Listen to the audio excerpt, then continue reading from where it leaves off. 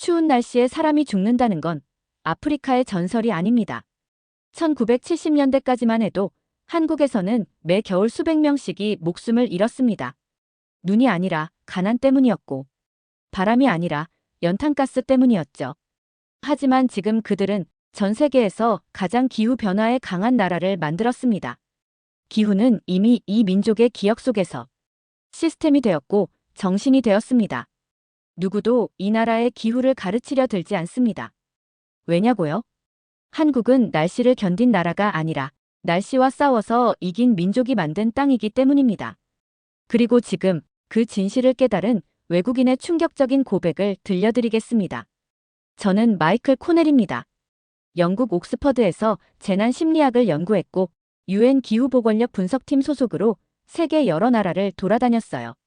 태풍이 강타한 베트남, 허리케인이 도시를 삼킨 미국, 심지어 난민촌까지 직접 찾아다니며 인간이 극한 상황에서 어떻게 반응하는가를 분석했습니다. 몇 년 전까지만 해도 한국이라는 나라는 삼성과 BTS의 나라 정도로만 알고 있었죠. 그런데 이상한 점이 있었습니다.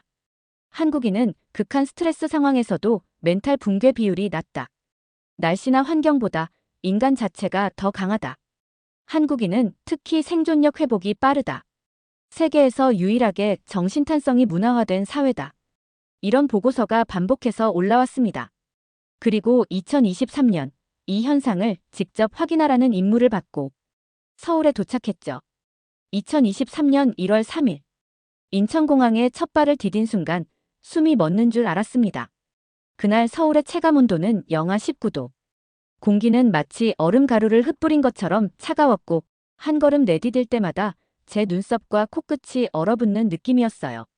런던에서 제법 추운 겨울을 보내본 저였지만 한국의 겨울은 춥다는 말로는 설명되지 않았습니다. 환경이 아니라 일종의 통과 의례 같았죠. 처음엔 그날이 예외적인 한파일 거라고 생각했습니다. 그런데 공항철도를 타고 서울역에 도착했을 때 지하철 플랫폼에 수많은 사람들이 빽빽하게 서 있었고 모두가 옷깃을 여민 채 아무렇지 않다는 표정으로 출근길을 걷고 있었죠. 누구 하나 투덜대거나 불만을 터뜨리는 사람이 없었습니다. 그 모습이 오히려 더 이상하게 느껴졌어요. 며칠 뒤 저는 서울 중부시장 인근을 둘러볼 기회가 있었습니다. 현장 조사를 겸한 간단한 시찰이었죠. 너무 추워서 인파가 없을 거라 짐작했는데 아니었습니다. 점심시간이 되자 사람들은 줄을 서서 뜨거운 칼국수를 기다리고 있었고 상점 앞엔 어르신들이 대화를 나누고 있었습니다. 어떤 분은 두꺼운 점퍼에 모자를 눌러쓰고 과일을 진열하고 있었어요. 한 어르신께 조심스럽게 여쭤봤습니다. 날씨가 정말 추운데 이렇게 바깥에서 계셔도 괜찮으세요? 그분은 웃으며 말씀하셨어요. 겨울엔 원래 이렇지. 옛날엔 더 추웠어. 그리고 가만히 있으면 더 추워요. 그날 저는 몇 시간 동안 계속 걸었습니다. 한파경보가 내려진 날인데도 사람들은 일상을 살고 있었어요. 오피스 건물 사이로 퇴근하는 직장인들, 좁은 골목길에서 오뎅을 팔던 아주머니, 초등학생들마저도 두꺼운 목도리만 두른 채 활기차게 걸어가고 있었습니다. 이해할 수 없었습니다. 이 나라 사람들은 도대체 언제부터 이런 날씨에 익숙해졌을까? 그날 밤 숙소에 돌아와 창밖을 바라보며 생각했습니다. 이 추위는 단지 기온의 문제가 아니라고요. 런던에서는 눈이 오는 날이면 교통이 마비되고 사람들은 실내에 틀어박혀 불안해하죠. 하지만 이곳에선 눈이 오면 그냥 치우고 한파가 오면 그냥 두꺼운 옷을 꺼내 입습니다. 그때는 몰랐습니다. 이 나라의 날씨는 단지 자연이 아니고 이 나라 사람들은 단지 생존자가 아니란 걸요. 한국에 온 지 석 달쯤 되었을 때 우연히 인터넷 커뮤니티에서 본 글 하나가 잊히질 않았습니다. 1월엔 얼려 죽이고 2월엔 또 얼려 죽이고 3월엔 환절기 감기로 죽이고 4월엔 황사로 죽이고 5월엔 잠깐 살려주고 6월부터 굽기 시작한다. 7월엔 물 붓고 8월엔 삶아 죽인다. 9월엔 뜸 들이고 10월엔 다시 감기로 죽이고 11월엔 또 살려주고 12월엔 다시 얼려 죽인다. 처음엔 그냥 재미있는 풍자라고 생각했습니다. 하지만 봄이 지나고 여름이 다가오자 그 문장이 피부에 와닿기 시작했어요. 이건 농담이 아니었어요. 이 나라는 매달 다른 방식으로 사람을 시험하더군요. 3월 말 낮에는 화창한데 아침 저녁으로 얼어붙을 것 같은 이상한 날씨에 당황했습니다. 4월에는 출근길에 마스크를 2겹이나 써야 했어요. 황사와 미세먼지가 동시에 몰려왔거든요. 5월은 잠깐 평화로웠지만 6월부터 서울은 서서히 끓기 시작했습니다. 그리고 7월, 본격적인 폭염이 찾아왔죠. 한낮엔 아스팔트 위에서 열기가 증기로 올라왔습니다. 기온은 36도, 습도는 90%를 넘겼어요. 그런데도 한국 사람들은 평소와 똑같이 움직이고 있었어요. 햇볕 아래에서 배달하는 이들, 땀에 흠뻑 젖은 채 등하교하는 학생들, 심지어 길거리 떡볶이 포장마차도 문을 닫지 않았습니다. 런던이었다면 도시 전체가 폭염경보로 마비됐을 겁니다. 하지만 서울은 멈추지 않았습니다. 오히려 그 열기 속에서도 시장은 북적였고 공원엔 유모차가 줄지어 있었습니다. 그날 대형마트 안에서 잠시 앉아 있었습니다. 밖이 너무 더워서 머리가 어지러질했어요. 그러다 제 옆에 앉아있던 할아버지 한 분과 대화를 나누게 되었죠. 어디서 오셨어요? 영국에서 왔습니다. 이 나라는 원래 이렇게 더운가요? 할아버지는 웃으셨습니다. 옛날과 비교하면 아주 좋아졌지. 요새 마트도 시원하고 노인정도 잘 돼 있고 지하철도 시원하고 이 정도 더위는 충분히 견딜만하지. 견딘다는 것. 그건 참는 게 아니었습니다. 그들은 준비했고 구조를 만들었고 태도를 바꿨습니다. 어느 날 저녁엔 서울시청 건물 벽면에 걸린 현수막이 눈에 들어왔습니다. 폭염주의보 발령 중 무더위 쉼터를 이용하세요.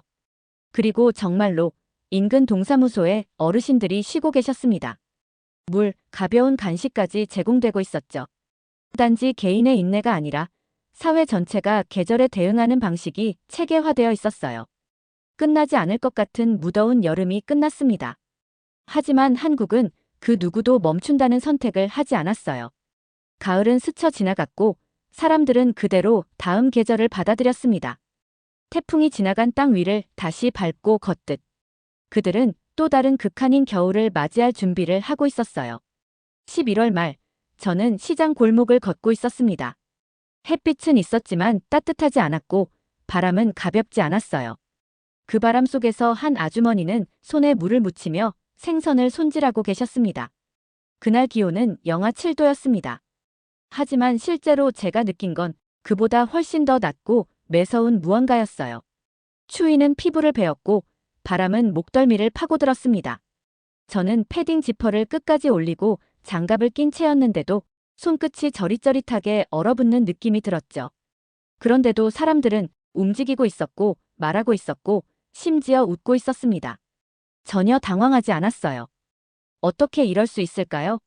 며칠 뒤 서울 도봉구에 위치한 한 환경정 비사업 현장에 조사를 나갔습니다. 지자체와 협력 중인 고령자 일자리 프로젝트를 관찰하는 일정이었죠.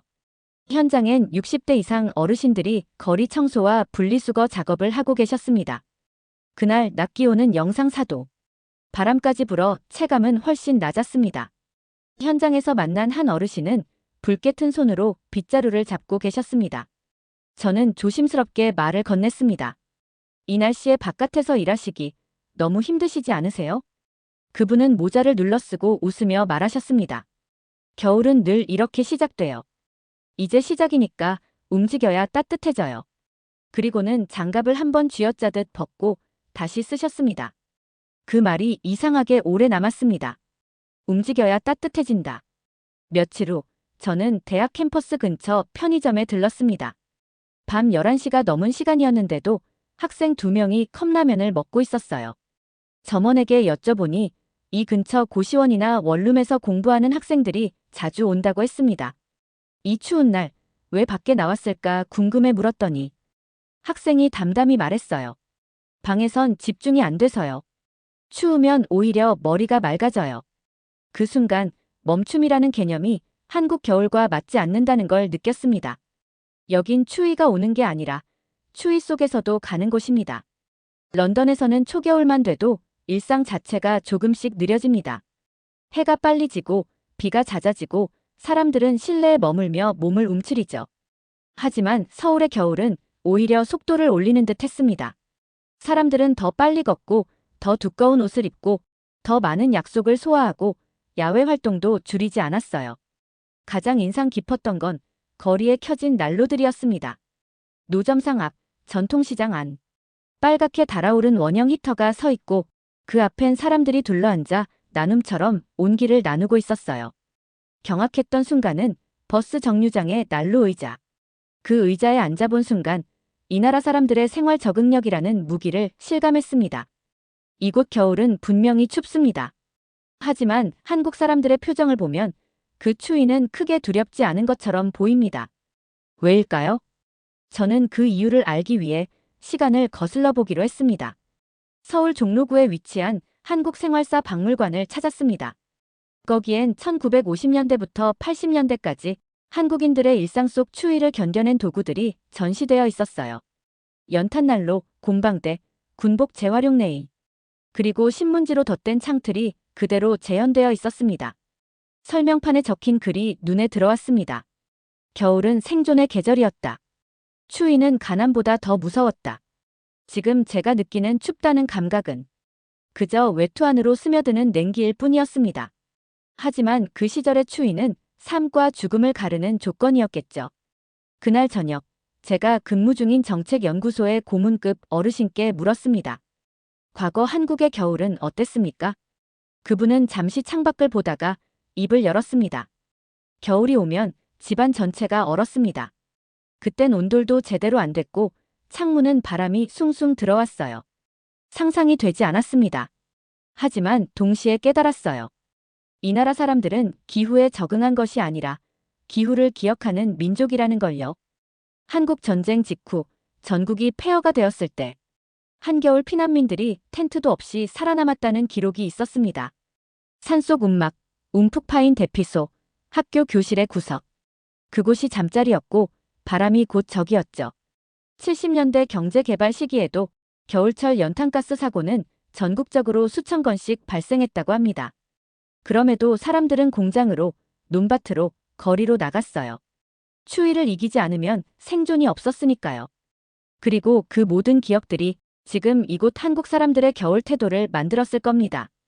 겨울을 피하지 않고 맞서는 태도, 춥다고 멈추지 않고 일상에 충실한 자세. 그건 단지 습관이 아니라 역사와 함께 축적된 생존의 전략이자 민족적 유전자였습니다. 최근엔 서울 강남 한복판에서도 취약계층을 위한 온기 텐트가 운영되고 있다는 기사를 봤습니다. 사회가 더는 추위를 개인의 몫으로 남기지 않으려 한다는 뜻이죠. 국가와 공동체가 나서서 이번 겨울 단 한 명도 얼지 않게 하겠다고 말하는 나라. 제가 몸소 경험한 이 겨울, 누군가는 예전만 못하다고 말하지만 그 말 뒤엔 우린 더한 것도 견뎠다는 무언의 자부심이 함께 묻어나더군요. 어쩌면 그게 이 나라가 눈보라 속에서도 웃을 수 있는 이유였는지도 모릅니다. 서울의 겨울은 과거보다 짧아졌습니다. 그런데도 여전히 한국 사람들은 같은 방식으로 겨울을 준비합니다. 보일러를 점검하고 핫팩을 쌓아두고 창문 틈새를 테이프로 막죠. 추위는 약해졌을지 몰라도 긴장은 결코 풀리지 않았습니다. 12월 중순, 기상청은 겨울 강수량 감소와 극한 일교차 경고를 발표했습니다. 한쪽에선 요즘은 예전보다 겨울이 덜 추운 것 같다는 말도 들렸지만 반대로 그래도 대비는 해야 한다는 태도가 훨씬 강했습니다. 바로 그날, 저는 서울시청 지하기후대응 상황실을 방문하게 됐습니다. 이곳은 폭염, 한파, 미세먼지 등 각종 기후 재난에 실시간으로 대응하는 관제센터였습니다. 그리고 그 안에서 제가 본 건 컴퓨터가 아니라 사람들이었습니다. 한 담당자는 이렇게 말했습니다. 요즘은 날씨가 한 계절 안에서도 막 바뀌어요. 그래도 우린 늦으면 안 돼요. 한파가 오기 전 어르신들한테 난방비 지원 문자부터 보내야 하거든요. 그날 밤 뉴스에서 기후위기 대응 시민단체의 인터뷰가 나왔습니다. 서울의 한 초등학교는 올해부터 계절 틈새 방학제를 도입해 폭염기와 혹한기에 학생들을 실내로 보호하기 시작했다는 소식이었죠. 이 정도면 충분하지 않나 싶은 순간에도 한국 사회는 한 발 더 움직이고 있었습니다. 그러던 어느 날 마포구 한복판에서 미세먼지 농도가 매우 나쁨으로 올라간 날에 자전거로 출근하는 60대 남성을 봤습니다. 이 정도는 괜찮아요. 그분은 그렇게 말하며 헬멧을 벗고 마스크를 다시 단단히 조였습니다. 순간 문득 이런 생각이 들었습니다. 이들은 날씨에 놀라는 법이 없다. 대신 날씨를 다루는 법을 잊지 않는다. 특히 감동적이었던 건 한파주의보가 내려진 주말에 서울시가 노숙인 쉼터를 임시 확대 운영했다는 사실이었어요. 공공기관, 지하철 역사, 교회까지 협조에 나서며 동사자 없는 겨울을 목표로 시민사회가 연대하고 있었습니다. 그건 법이나 지침 때문이 아니었습니다. 기업 때문이었고 정신 때문이었습니다. 과거의 겨울은 목숨을 위협했고 그 겨울 속에서 맺은 공동체의 약속은 이제 시스템이라는 이름으로 남아 있었습니다. 사람들은 여전히 매일 아침 기온을 확인하고 장보기를 조정하고 가족에게 전화합니다. 오늘 좀 추우니까 일찍 들어가세요. 이 모든 건 마치 자동처럼 움직이지만 그 자동은 수십 년에 걸쳐 훈련된 정신이었습니다. 한국에서 사계절을 겪는다는 건 봄, 여름, 가을, 겨울이라는 구분보다 훨씬 더 복잡했습니다. 하루 안에 세 계절이 오가기도 했고 일기예보는 오전과 오후가 다르게 맞아떨어졌습니다. 처음엔 이 기후를 혼란이라고만 느꼈습니다. 하지만 그 안에서 살아가는 사람들을 관찰하며 하나의 확신을 갖게 되었습니다. 그 깨달음은 어느 출근길, 지하철 플랫폼에서 찾아왔습니다. 이른 아침, 하늘은 분명 흐렸고 앱엔 비 소식 없음이라 떠 있었지만 사람들 절반은 이미 우산을 들고 있었어요. 저는 물었습니다. 오늘 예보에 비 안 오는데 왜 우산을 들고 계세요? 그때 들은 대답은 이랬습니다. 오늘 공기가 너무 눅눅해요. 이럴 땐 꼭 오후쯤 비 와요. 어제랑 비슷하거든요. 놀랍지 않나요? 그건 예보가 아니라 경험 기반의 통합 판단이었습니다. 그들은 기온, 습도, 하늘빛, 바람 방향까지 자신만의 데이터로 연결하고 있었던 겁니다. 그리고 이건 단지 날씨에만 적용되지 않았습니다. 생활 전반에서 한국인들은 예측과 대응의 능력을 일상화하고 있었습니다. 직장인들의 출근 준비를 보면 옷차림이 계절보다 당일의 기후와 습도를 기준으로 정해졌고 학생들은 백팩 안에 핫팩과 얇은 점퍼를 늘 챙겨 다녔습니다. 마트에서 장을 보는 사람들도 내일 바람 분다니까 국거리 준비하자라며 기온 변화에 맞는 식단을 선택하고 있었어요. 그건 마치 날씨가 똑똑한 사람을 만들었다기보다 날씨 때문에 어쩔 수 없이 똑똑해진 사람들처럼 느껴졌어요. 그중 인상 깊었던 경험 하나가 있습니다. 12월 초 서울 강동구에서 열린 동네 주민 워크숍에 참석했을 때였습니다. 기후변화에 대비한 생활 전략을 나누는 자리였는데 한 주부가 이렇게 말했어요. 요즘은 하루에 2번씩 날씨 앱을 꼭 봐요.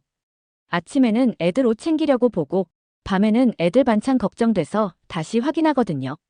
우리 애가 고3인데 내일 기온이 뚝 떨어지면 따뜻한 국을 끓여줘야 하루가 든든하니까요.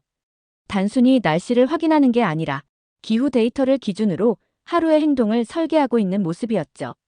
그게 한국인의 사고방식이었습니다. 상황이 바뀔 수 있다는 전제를 늘 깔고 플랜 A, 플랜 B, 플랜 C까지 시뮬레이션하는 방식. 급작스런 폭우가 오면 사람들은 자연스럽게 지하철로 우회했고 갑자기 기온이 뚝 떨어지면 카페에선 미리 무릎 담요를 꺼내놨습니다. 놀라운 건 그 어떤 행동도 당황이라는 표정 없이 진행됐다는 겁니다. 가끔 해외 연구자들은 묻습니다. 왜 한국인은 이렇게 빠르게 움직이는가? 왜 매뉴얼보다 현장 판단이 더 뛰어난가? 그건 아마도 어제와 같은 오늘이 없었기 때문일 겁니다. 기후는 늘 예외를 만들어냈고 그 예외 속에서 살아남기 위해선 생각의 속도와 폭이 반드시 커져야만 했습니다. 한국의 정신력은 참는 힘만이 아니었습니다. 그건 바로 변화에 적응하면서도 중심을 잃지 않는 계산된 민첩함이었습니다. 그리고 그 모든 뿌리는 결국 이 복잡한 땅의 하늘에서 비롯된 것이라는 걸 저는 이제야 제대로 이해하게 되었습니다. 사실 외국에선 기후가 예외입니다. 계획을 망치거나 일정을 바꾸는 요소죠. 하지만 한국에선 그 기후조차 계획 안에 들어가 있습니다. 그걸 체감한 건 서울시청 지하에 있는 기상재난 통합상황실을 방문했을 때였습니다. 거대한 스크린 속엔 위성 영상과 실시간 강우량, 풍속, 미세먼지 농도가 떠 있었죠. 그 앞에서 수십 명의 직원이 각 지역 데이터를 정리하고 조치를 내리고 있었어요. 재난 대응이 아니라 도시 운영입니다. 담당 공무원의 이 말은 결코 과장이 아니었습니다. 정말로 기후가 도시 전체의 리듬을 바꾸는 순간 한국은 기계처럼 움직였거든요. 폭염 경보가 떨어지면 초등학교는 등하교 시간을 조정하고 지하철 역사 내 냉풍기는 자동으로 가동되며 시내버스는 에어컨 점검 여부를 실시간으로 알립니다. 겨울 한파가 시작되면 지자체는 난방비 지원 문자를 미리 발송하고 노숙인 보호소는 밤 10시 이후 자동 개방되고 심지어 골목길 염화칼슘 살포도 드론으로 자동화되어 있었습니다. 그 모든 것이 그날의 날씨 하나로 순식간에 작동하더군요. 어떻게 이런 시스템이 가능할까? 전문가들에게 물었습니다. 돌아온 대답은 이랬습니다. 그냥 오래 겪은 겁니다. 한파로 사람이 죽고 폭염으로 쓰러지고 눈 때문에 고립됐던 시절이 있었죠. 그때마다 반복해서 배우고 고쳤어요. 그래서 이제는 먼저 움직이는 겁니다. 단순히 대비하는 수준이 아니었습니다. 한국은 이제 예방의 나라였고 더 나아가 기후 자체를 디자인하는 사회가 되어가고 있었습니다. 인천공항에는 폭설 대비용 지열 융설 시스템이 설치되어 있고 부산 해운대에는 침수 시 자동 차단되는 스마트 하수구가 작동합니다. 대전의 한 대형 쇼핑몰은 미세먼지 농도에 따라 내부 환기 패턴을 바꾸고 있었고요. 유럽에서도 북미에서도 이런 사례를 그렇게 많이 본 적이 없습니다. 기후에 맞서 싸우는 것이 아니라 기후를 아예 일상 속 하나의 부품처럼 맞춰버린다는 점에서 한국은 이미 다른 차원에 와 있었습니다. 더 놀라운 건 이 시스템이 단지 정부가 만든 게 아니라는 점입니다. 기업, 학교, 시민, 마을 커뮤니티까지 기후 대응이 하나의 국민적 반사 행동처럼 퍼져 있다는 거였죠. 동네 시장 상인은 여름 장마 전 자연스럽게 천막을 새로 걸고 학생들은 여름에 체육복 대신 반팔 교복을 제안하고 아파트 입주민들은 공동 전기료를 절약해 폭염 쉼터 냉방비를 충당하더군요. 누군가는 말했습니다. 한국인들은 단 한 계절도 가볍게 넘기지 않는다. 정확한 표현이었습니다. 한겨울이면 사람들은 첫눈보다 제설 장비부터 확인하고 한여름이면 계곡보다 냉방 예산을 먼저 걱정합니다. 기후를 즐기기 이전에 관리부터 하고 있는 나라. 이건 누가 시켜서가 아니라 생존을 기억하는 민족의 반사적 대응이었습니다. 한 가지 충격적인 사실도 알게 되었습니다. 바로 이 반사적 대응력이 이제는 다른 나라의 목숨을 지키는 데까지 영향을 미치고 있다는 것이었습니다. 2022년 여름, 유럽은 지옥이었습니다. 기록적인 폭염이 프랑스, 스페인, 이탈리아를 휩쓸었고 수천 명의 노약자가 열사병과 탈수로 병원에 실려갔습니다. 전기 공급은 제한됐고 공공냉방 시설은 턱없이 부족했습니다. 그 누구도 예상하지 못한 열파의 대륙은 속수무책이었죠. 그런데 한 도시만 예외였습니다. 프랑스, 리옹.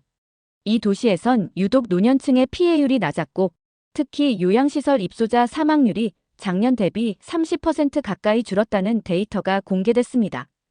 그 이유는 단 하나. 서울시가 도입한 폭염 자동 경보 알고리즘이었습니다. 2021년 리옹시청은 서울시와 공동으로 한국형 폭염 대응 쉼터 체계를 시범 적용하기로 협약했습니다. 서울의 경험과 기술을 받아들여 노인 인구 밀집 구역에 자동 냉풍 알림 장치, 그늘 쉼터 이동 경로에 고위험군 가구 경보 시스템을 설치한 겁니다. 그리고 결과는 생존율 증가라는 단어로 증명됐습니다. 프랑스 환경부는 리포트에 이렇게 명시했습니다. 한국이 설계한 시스템은 예측 도구가 아니라 재난을 일상 속에서 무력화시키는 생활기술이다. 리옹시청에서 그 자료를 읽으며 숨이 멎는 듯한 감정을 느꼈습니다. 한 나라의 생존 방식이 이제는 지구 반대편의 생명을 구하고 있다는 현실. 그건 결코 상징이 아니라 실제였고 수치였고 사람들의 삶이었습니다. 한 간호사는 말했습니다. 매년 여름이면 응급차가 쉴 틈 없이 왔는데 올해는 창문이 자동으로 닫히고 경보 알람이 울렸어요. 한국에서 온 시스템이요. 처음엔 웃겼는데 지금은 없으면 불안할 정도예요. 또한 스페인 남부 세비야에서는 한국의 온도, 습도, 복합지수 기반 등교 제한 매뉴얼을 도입해 7세 이하 유아의 탈진 사고를 60% 줄이는데 성공했다는 사례도 나왔습니다. 심지어 WHO 유럽 지부는 2023년 10월 한국의 폭염 대응 모델을 민간 생존 매뉴얼의 세계 기준로 공식 등재했습니다. 군사 장비 없이도 인명을 지켜내는 모범 사례로 기록된 겁니다. 이쯤 되면 한국은 단순히 자신만 살아남은 나라가 아니라 기후시대의 생존 방정식을 수출하는 나라가 된 셈이었습니다. 한국환경부 관계자는 이렇게 말했습니다. 우리가 했던 건 특별한 게 아니었어요. 그저 예전 겨울이 너무 무서웠기 때문에 지금은 누구도 그런 죽음을 겪지 않게 하고 싶었을 뿐입니다. 그 말 한마디에 한국이라는 나라가 왜 이렇게까지 기후를 조율하고 생활을 구조화했는지 모든 퍼즐이 맞춰졌습니다. 기후는 한국을 만든 기억이고 그 기억은 이제 세계를 지키는 무기가 되었다. 한국의 시스템은 누군가의 겨울을 기억한 사람이 만든 구조였고 그 기억이 다시 사람을 살리는 순환이었습니다. 폭설이 내려도 지하철은 늦지 않고 폭염이 닥쳐도 복지관 문은 먼저 열립니다. 이 나라는 그 모든 대응을 국가가 한다고 생각하지 않습니다. 국민 한 명 한 명이 이미 국가 시스템처럼 반응하고 있었으니까요. 오늘 밤 영하 15도래. 누군가의 이 말 한마디에 마트엔 핫팩이 팔리고 카페에는 노숙자 무료 쉼터 안내문이 붙습니다. 누가 시킨 것도 광고도 아닌데. 그렇게 이 나라 사람들은 날씨에 맞서 사람을 먼저 생각합니다. 이게 가능한 이유는 단 하나입니다. 이 민족은 기후를 견딘 역사를 기억하기 때문입니다. 추위를 개인의 문제가 아니라 마을의 문제로 여겼던 시절. 더위를 혼자 참는 것이 아니라 나눠 넘기던 방식. 그리고 그런 대응이 모여 한 도시, 한 사회, 하나의 국가가 되어버린 방식. 이제 한국은 기후 대응의 기술을 묻지 않습니다. 이미 충분히 알고 있고 그보다 먼저 어떻게 반응해야 사람이 죽지 않는지를 몸으로 기억하고 있기 때문입니다. 세계가 기후에 무너질 때 한국은 기후를 설계한 기억으로 일어섰습니다.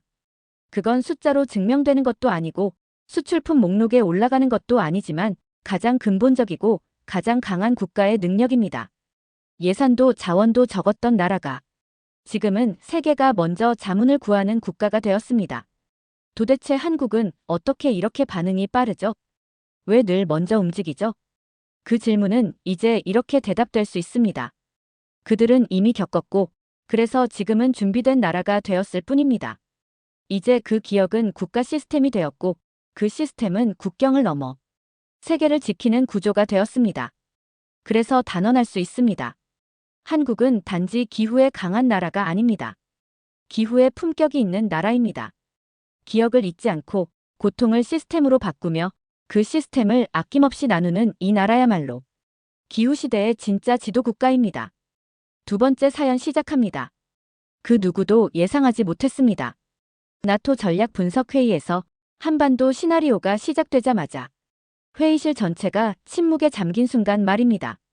전쟁 발발 시 대한민국은 72시간 안에 1천만 명을 무장시키고 편제할 수 있습니다.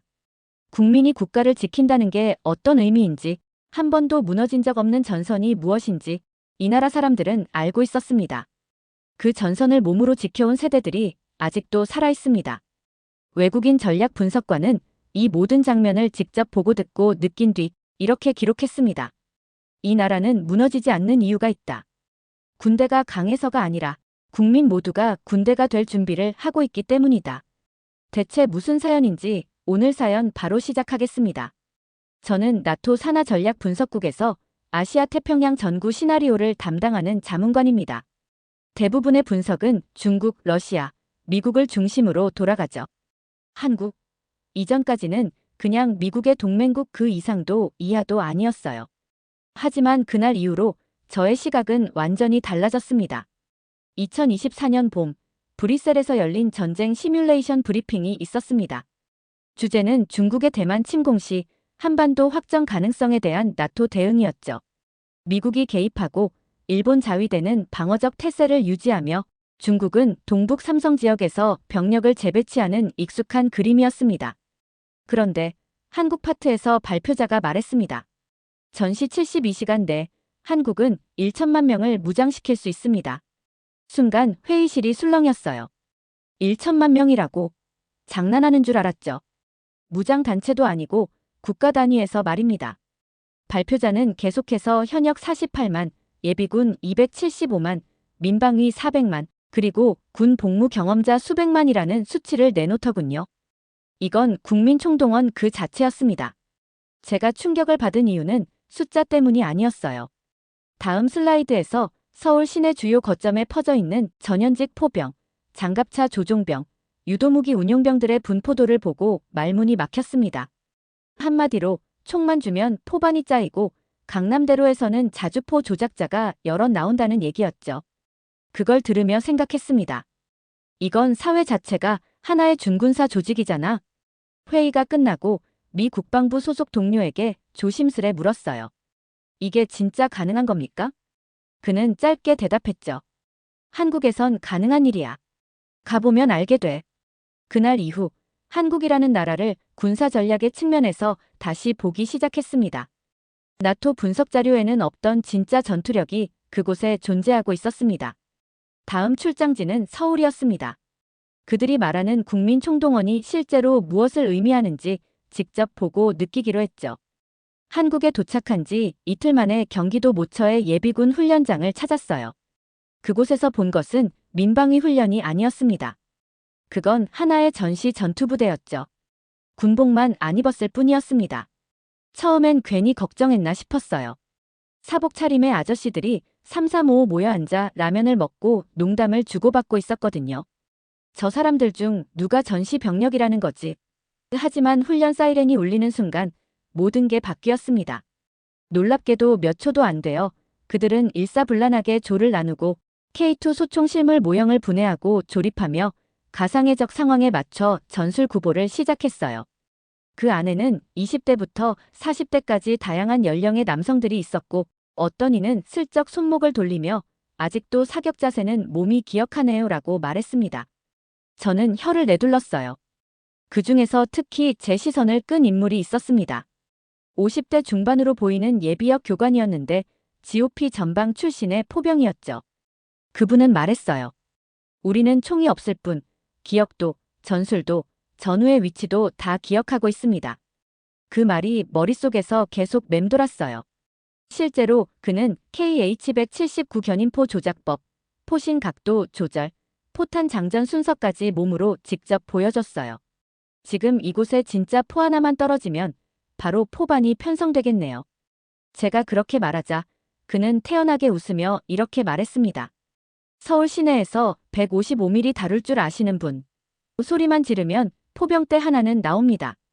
저는 그제서야 이 나라엔 예비군이 있다는 말의 진짜 무게를 실감하게 되었어요. 이들은 예비군이 아니라 실질적 잠복 전투원들이었습니다. 서울에 도착한 지 며칠 후 종로 카페에서 전직 예비역 몇 분과 인터뷰를 진행하게 되었어요. 그중 한 분은 포병 출신, 또 다른 분은 기갑장비 정비병 출신이었죠. 처음엔 편하게 이야기나 나눠보자는 생각이었는데 결과적으로는 제 전략 마인드를 뒤엎는 시간이 되고 말았습니다. KH-179 포 다룰 줄 아세요? 제가 무심코 그렇게 묻자 그분은 피식 웃으며 말했어요. 당연하죠. 제가 포반장이었거든요. 그 각도랑 장약 종류는 아직도 손이 기억합니다. 그 말에 또 다른 분이 받아쳤어요. 저는 조준수였는데요. 광화문에서 포 하나만 떨어지면 아마 10분 안에 포반 편성 가능할걸요. 서울에 저 같은 사람들 진짜 많아요. 순간 저는 실소가 나왔어요. 하지만 그들의 눈빛은 농담이 아니었습니다. 그날 저녁 저는 서울 포병 출신 예비역 비공식 커뮤니티를 찾아봤습니다. 155mm 운용 경험자 모임, 예비역 포반 연대기 같은 게시판이 정말 존재하더군요. 전역한 지 15년 됐지만 포는 몸이 기억함. 사격각 조절, 평지에서 장약 사호 기준 각도는 아직도 외움. 그런 글들이 쏟아졌어요. 저는 진심으로 놀랐습니다. 이건 전투기 조종사들이 모여서 공중전 시뮬레이션하는 수준인데 한국의 예비 전력에 대한 이해를 더 넓히기 위해 저는 서울 곳곳을 돌아다니기 시작했습니다. 강남역 근처 대형 서점에서는 군사 전략 관련 책들이 진열되어 있었고 그곳에서 우연히 만난 40대 남성은 자신을 그냥 평범한 회사원이라고 소개했어요. 대화를 나누다 보니 그는 육군 포병여단 출신으로 자신의 전문 분야가 K9 자주포 운용이었다고 했습니다. 놀라운 건 그가 말하는 방식이었어요. 자주포는 사실 기술적으로 복잡하지 않아요. 문제는 상황 판단이죠. 전장에서 어떤 목표물에 우선순위를 두고 어떤 각도로 포신을 조정할지. 그건 지금도 순간적으로 판단할 수 있을 겁니다. 그는 계속해서 말했어요. 우리 동네만 해도 포병 출신이 최소 30명은 있을 거예요. 아파트 주민 단톡방에 한 번은 농담 삼아 포병 모임 만들어 볼까요? 했더니 10명이 바로 반응하더군요. 이건 우연이 아니었습니다. 한국 사회 곳곳에 전투 경험과 군사 지식이 일상처럼 스며들어 있었어요. 강남의 화려한 빌딩 속에서도 언제든 총을 들 준비가 된 사람들이 살고 있었습니다. 저는 그에게 물었어요. 실제로 전쟁이 일어난다면 정말 다시 포를 다루실 수 있을까요? 그는 잠시 생각하더니 이렇게 대답했습니다. 네, 할 수 있어요. 그리고 해야만 하겠죠. 우리가 안 하면 누가 하겠어요? 그 말에 묵직한 울림이 느껴졌습니다. 이건 의무감이 아니라 국가방위에 대한 근본적인 책임감이었어요. 광화문 광장은 제가 서울에서 가장 인상 깊게 본 장소 중 하나였습니다. 주말이면 수만 명이 모이는 집회가 열리고 그 안에는 다양한 목소리와 주장, 그리고 사람들의 열기가 뒤섞이곤 했죠. 군사 분석가로서 이런 대규모 집회를 볼 때면 늘 한 가지를 떠올립니다. 이렇게 사람이 많으면 통제가 무너지기 마련인데 한국은 왜 유독 질서가 유지될까? 그날도 마찬가지였어요. 수많은 인파가 도로를 메웠고 구호가 가득했지만 놀랍게도 주변은 정돈되어 있었습니다. 특히 제가 주목한 건 사람들의 움직임이었어요. 사고 없이 질서를 유지하는 이유는 시민의식 때문이 아니었습니다. 그들은 질서를 경험한 사람들이었어요. 갑자기 밀집된 한쪽 공간에서 이동이 필요해지자 누가 먼저 지시하지 않았는데도 자연스럽게 양쪽에서 틈이 생기고 양보와 유도, 대열 유지가 이뤄졌습니다. 저는 옆에 있던 중년 남성에게 말했어요. 누가 저런 정리를 주도하는 거죠? 조직된 안내팀인가요? 그는 웃으며 말했습니다. 아니요. 이게 당연한 거죠. 우측 통행이나 배려가 아직 몸에 배어 있어서 그런 거 아닐까요? 유럽이나 미국의 대규모 시위에서는 보통 사람들의 반응이 즉흥적이고 개별적이지만 이곳에선 군중 속에서도 조직된 움직임이 나타났어요. 또 한 가지 인상 깊었던 건 현장에는 수많은 50대, 70대로 보이는 남성들도 있었는데 이분들이 젊은 사람들보다 더 침착하고 먼저 주변 정리를 유도하고 있었습니다. 위계 없이 움직이되 모두가 어떻게 해야 질서가 유지되는지 알고 있었던 것이죠. 그날 저녁, 제 분석 노트에 이렇게 적었습니다.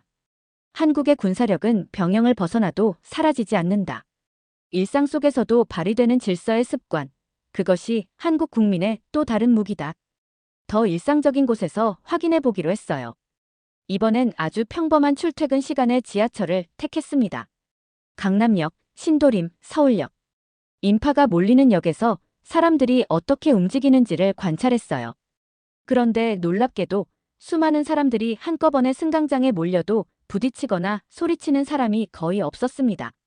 사람들은 정해진 자리에서 자동으로 줄을 서고 문이 열리면 양쪽으로 갈라져 내리는 사람부터 먼저 보내고 탑승이 끝나면 다시 조용히 밀리지 않고 들어가더군요. 누가 알려줬을까요? 누가 지휘했을까요? 아무도 없었습니다. 그냥 당연히 그렇게 해야 한다는 반사적 행동이었어요. 저는 예비역 한 분에게 이 현상을 어떻게 보는지 물었습니다. 그분은 이렇게 말했어요. 군대에선 그런 걸 기본 동작이라고 하죠. 상황에 맞춰 내가 어떻게 움직여야 다른 사람이 원활하게 움직일 수 있는지 다들 몸으로 배웠으니까요. 전역하고 나면 그게 그냥 일상이 되는 거죠. 그 말에 고개를 끄덕일 수밖에 없었습니다. 군 복무를 통해 형성된 자기 위치 파악력, 공간 감각, 질서 인지력, 이게 그대로 사회 속으로 스며들어 있다는 것, 그게 바로 이 나라가 가진 무형의 전투력이었죠. 제 조사는 계속되었습니다. 강남의 한 대형 IT 기업을 방문했을 때의 일입니다. 회사 소개를 맡은 젊은 임원은 자신을 평범한 개발자 출신이라고 소개했어요. 그러나 대화 중에 그가 K1 전차 조종병 출신이라는 사실이 우연히 드러났습니다. 전차요? 그건 정말 특별한 경험이었겠네요. 그는 웃으며 대답했습니다. 사실 우리 회사 개발팀에만 전차 조종병이 3명이나 있어요. 가끔 농담 삼아 우리끼리 전차 소대 하나는 꾸릴 수 있겠다고 말하곤 하죠. 더 놀라운 건 그가 덧붙인 말이었어요. 실은 제가 개발한 소프트웨어 알고리즘이 전차 조종 경험에서 영감을 받은 겁니다. 복잡한 상황에서 우선순위를 빠르게 판단하는 방식. 그건 군대에서 배운 사고방식이에요. 그들은 군에서 배운 사고방식과 기술을 일상과 직업에 통합시키고 있었어요. 그리고 필요하다면 언제든 원래의 군사적 용도로 그 기술을 되돌릴 준비가 되어 있었습니다. 국방부 협조를 받아 동원 시스템 관련 자료 열람을 할 수 있었습니다. 비밀 정보는 아니었고 기본적인 국민 방위 체계의 현황이었죠. 그런데 그 순간 다시 한번 충격을 받았어요. 현역 병력 약 48만 명. 여기까진 잘 알려진 수치입니다. 하지만 진짜는 그 다음부터 시작됩니다. 예비군 275만 명. 민방위 390만 명. 여기에 군 복무를 마친 전역자들 중 60대 이하의 남성이 수백만 명에 달하며 이들은 유사시 총기 지급 및 임무 부여가 가능한 실질적 전투 자산으로 분류되어 있더군요. 국방부는 실제로 전시 상황 발생 시 1천만 명 이상을 편제하고 무장시킬 수 있는 계획을 갖추고 있습니다. 전역자가 총을 들 수 있다는 게 중요한 게 아닙니다. 어디로 가야 하고 어떤 부대에 배속되며 어떤 장비를 사용할 것인지까지 사전에 배정된 구조라는 게 핵심이었어요. 예비군 1년에서 4년 차는 동원소와 장비 배치가 명확히 지정되어 있었고 5년에서 8년 차는 지역 단위로 향방작전에 배속되며 전시 후방 방어 및 시설 보호, 물류 안전 확보 등의 임무가 주어집니다. 다시 말해 한국은 군을 키우는 나라가 아니라 국민 전체를 전시에 맞게 분해하고 재조립할 수 있는 시스템을 가진 나라였던 겁니다. 제가 나토에서 분석하던 대부분의 유럽 국가는 전시 동원령이 떨어져도 무장까지 최소 일주일, 부대 편제까지는 수주가 소요됩니다. 그 사이적이 진격하면 사실상 허를 찔리게 되는 구조죠. 그런데 한국은 다릅니다. 48시간 이내에 전국의 동원소에 수십만 명이 모이고 지정된 장비를 수령한 뒤 부대 단위로 재편성됩니다. 이건 소름이 끼치는 수준의 전시 동원 효율이었어요. 저는 국방부 한 관계자에게 조심스럽게 물었습니다. 이렇게까지 정밀한 편제를 왜 유지하시는 겁니까? 지금은 전면전 가능성이 낮은 시대 아닌가요? 그는 짧고 굵게 대답했어요. 우리는 준비를 멈춘 적이 없습니다. 준비가 없는 국방은 공포에 불과하니까요. 그 대답은 단지 국방 전략이 아니라 이 나라 국민 모두가 공유하는 정신의 단면이라는 걸 직감했습니다. 국방부에서 1천만 전투 편제가 가능하다는 말을 들었을 때 그 숫자가 다 총을 쥔다고 정말 싸울 수 있을까?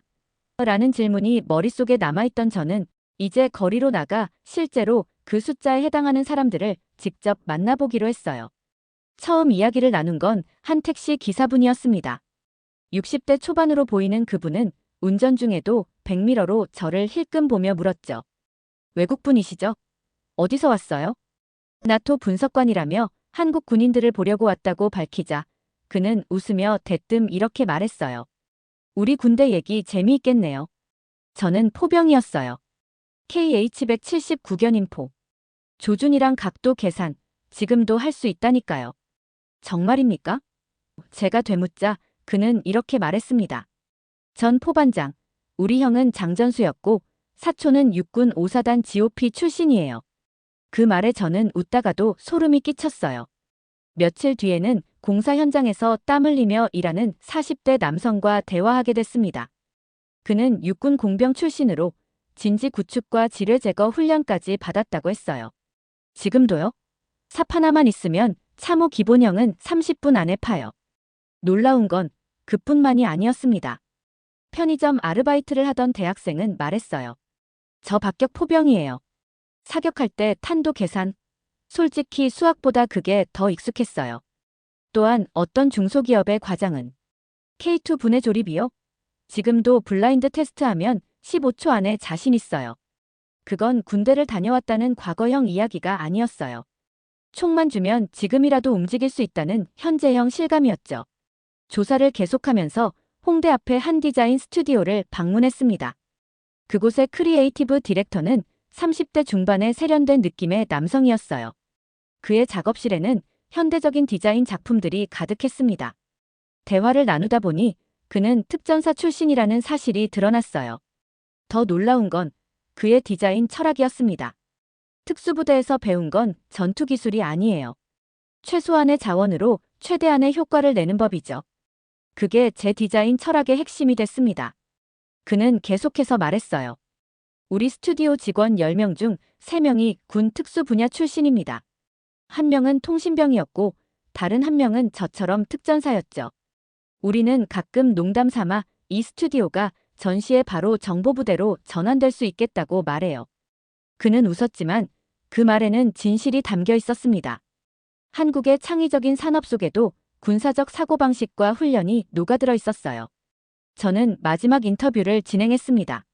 인터뷰 대상자는 70대 중반의 전역자, 1970년대 GOP 철책선 근무 경력이 있는 백성호 어르신이셨어요. 소개를 받은 지인은 이렇게 말했죠. 그분은 군대를 그냥 다녀온 분이 아니라 나라에 복무했다는 사실 자체를 지금까지도 자신의 정체성으로 품고 사는 분이에요. 서울 북부의 조용한 동네 골목에서 작은 약국을 운영하고 있는 백어르신을 만났어요. 약국 문 옆엔 낡은 녹색 철모와 흰색 민방위 조끼가 걸려 있었고 안에는 군번줄이 끼워진 액자도 놓여 있었습니다. 군 복무 시절 얘기를 듣고 싶다고. 어르신은 잠시 웃으시더니 창밖을 바라보며 이렇게 말씀하셨어요. 내가 철책선에서 눈 내리는 날 맨손으로 철조망 묶던 시절이 벌써 50년 전이요. 근데 말이요. 지금도 종종 꿈에 봐요. 적이 넘어오는 건 안 무서웠어. 내가 그 철조망을 놓치면 이 나라가 다시 무너질까봐 그게 더 두려웠어. 그분의 시선은 전방이 아니었습니다. 국가 그 자체였어요. 어르신은 다시 말을 이었습니다. 내 동생은 통신병이었고 내 아들은 공병 출신이요. 전쟁 나면 난 나이가 많아도 약품 분류랑 부상자 응급 조치는 할 수 있어요. 나라를 지키기 위해 지원할 겁니다. 진심이신가요? 제가 그렇게 물었을 때 어르신은 단호하게 말했어요. 그럼요. 전역이 끝이 아니요. 한국 남자한테 군복무는 평생 자기가 지켜야 할 땅에 책임지는 거요. 그걸 아는 세대가 살아있는 한 이 나라는 안 무너집니다. 그 말이 잊히지 않았어요. 지금의 한국은 고도화된 무기 체계를 가진 나라지만 그 무기를 쥘 정신이 준비되어 있는 나라이기도 하다는 걸 백 어르신의 눈빛에서 처음으로 진심으로 이해했습니다. 서울 체류 마지막 주말, 저는 한강공원을 찾았습니다. 여의도 한강공원은 가족들의 피크닉과 자전거 타는 사람들로 북적였어요. 평화롭고 일상적인 풍경이었죠. 그런데 제 옆에 앉은 한 가족이 눈에 띄었습니다. 50대로 보이는 아버지와 20대 초반의 아들이 무언가를 열심히 이야기하고 있었어요. 호기심에 귀를 기울여 보니 놀랍게도 그들은 군사 전술에 대해 대화하고 있었습니다. 내가 있던 부대는 어떤 진지 구축 방식을 썼니? 아버지가 물었어요. 아버지 때랑 거의 비슷했어요. 다만 요즘은 디지털 장비가 추가됐죠. 아들이 대답했습니다. 저는 무심코 그들에게 말을 걸었어요. 혹시 군대 얘기하시는 건가요? 아버지는 미소 지으며 대답했습니다. 네, 아들이 최근에 전역했거든요. 저도 같은 부대 출신이라 경험을 공유하고 있었습니다. 대화를 나누다 보니 아버지는 90년대 육군 수색대대 출신이었고 아들은 같은 부대에서 최근 병장으로 전역했다고 했어요. 더 놀라운 건 할아버지도 같은 부대 출신이었다는 사실이었죠. 우리 집은 3대가 같은 부대를 거쳤어요. 할아버지는 6.25 직후에, 아버지는 80년대에, 저는 최근에요. 같은 산, 같은 진지, 다른 시대죠. 이건 우연이 아니었습니다. 한국에서는 군사적 경험과 지식이 가족 내에서 세대를 거쳐 전승되고 있었어요. 전투 기억과 기술이 DNA처럼 이어지는 사회였습니다. 아버지는 이렇게 덧붙였습니다. 아들이 입대할 때 제가 알려준 게 있어요. 산에서 방향을 잃었을 때 북쪽을 찾는 법, 추운 날 발이 얼지 않게 하는 방법. 그런 건 교범에 없거든요. 선배들에게 배우는 거죠. 그 순간 저는 한국의 또 다른 힘을 발견했습니다. 이 나라의 전투력은 단지 무기나 병력 수가 아니라 세대를 넘어 이어지는 전투 지혜의 연속성에 있었어요. 서울에서의 마지막 날, 저는 용산의 한 카페에서 전직 국방부 전략기획관을 만났습니다. 그는 현재 민간 싱크탱크에서 일하고 있었어요. 저는 그에게 지금까지 본 것들에 대한 제 생각을 솔직히 털어놓았습니다. 한국은 군대와 민간의 경계가 매우 모호한 것 같습니다. 이건 의도된 전략인가요? 그는 잠시 생각하더니 이렇게 말했어요. 그렇게 볼 수 있죠. 우리는 군대라는 개념을 서구와 다르게 정의합니다. 서구에서는 군대가 사회와 분리된 전문 집단이지만 한국에서는 국민이 돌아가며 맡는 역할 중 하나예요. 그래서 전역이 군인 신분의 종료가 아니라 현역에서 예비역으로의 전환으로 인식됩니다. 그는 계속해서 말했습니다. 우리의 진짜 전략은 평시와 전시의 경계를 최소화하는 것입니다. 전쟁이 시작되면 국민들이 패닉에 빠지는 게 아니라 마치 큰 태풍이 오기 전에 준비하듯 각자의 위치로 신속하게 이동하는 겁니다. 그게 가능한 이유는 평소에 이미 내가 어디로 가야 하는지를 알고 있기 때문이죠. 그의 설명은 제가 지금까지 본 모든 것을 명확하게 해주었어요. 한국의 국방 전략은 군대를 강하게 만드는 게 아니라 국민 전체를 잠재적 전투원으로 유지하는 것이었습니다. 그럼 실제 위기 상황에서 이 시스템이 작동할까요? 제가 물었어요. 그는 확신에 찬 목소리로 대답했습니다. 이미 작동해왔습니다. 천안함 사태, 연평도 포격. 그때마다 예비군들은 자발적으로 동원 준비를 했어요. 심지어 일부는 동원 명령 없이도 갈 준비가 되어 있다며 전화를 걸어왔죠. 우리가 가진 건 예비군 제도가 아니라 국가 위기에 대한 집단적 대응 메커니즘입니다. 서울을 떠나기 전날 밤 호텔 창문으로 서울의 불빛을 바라보며 지난 한 달간의 경험을 정리했습니다. 이 나라는 단순히 48만 현역 병력을 가진 국가가 아니었습니다. 전 국민이 언제든 전투태세로 전환할 수 있는 준비를 갖춘 사회였어요. 그것도 전술적 사고방식, 질서 유지 능력, 위기 대응 본능이 일상에 녹아있는 형태로 말입니다.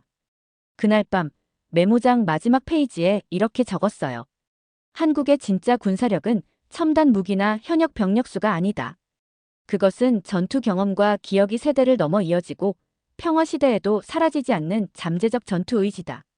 이 나라는 지금도 수백만의 전역자들이 자신의 책임을 끝났던 과거가 아닌 지금도 살아있는 현재로 인식하는 유일한 나라다. 이들은 싸우는 것을 두려워하지 않는다. 이 나라가 다시 무너지는 걸 두려워할 뿐이다. 브뤼셀로 돌아온 후 저는 한국의 예비 전력에 대한 특별 보고서를 작성했습니다. 보고서의 핵심은 한국의 예비 전력은 사회 전체에 내재된 전투 준비 시스템이라는 것이었어요.